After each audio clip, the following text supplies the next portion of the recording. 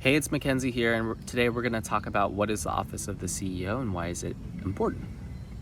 So the Office of the CEO is a structure or an entity that is specifically created around the principal or the CEO.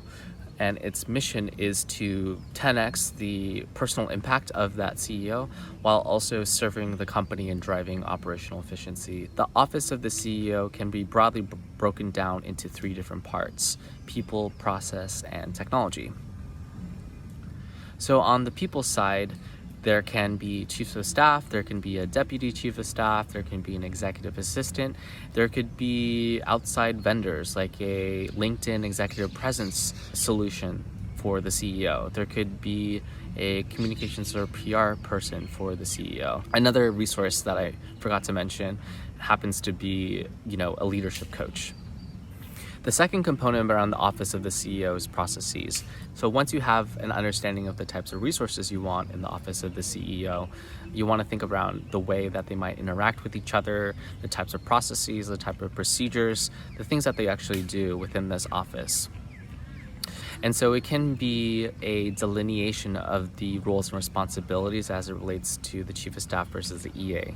Maybe the EA takes care of calendar management and scheduling, and the chief of staff does more strategic things like be a thought partner to the CEO on tough business questions.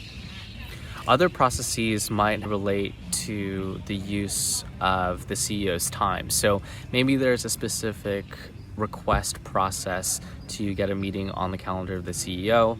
These requests are managed and filtered basically first by the EA and then by the chief of staff on a weekly basis.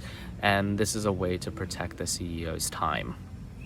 Third, around technology, there can be multiple components that go into the Office of the CEO. It could be the knowledge base, which is the key document repository for things like the company strategy, the company mission, the company vision.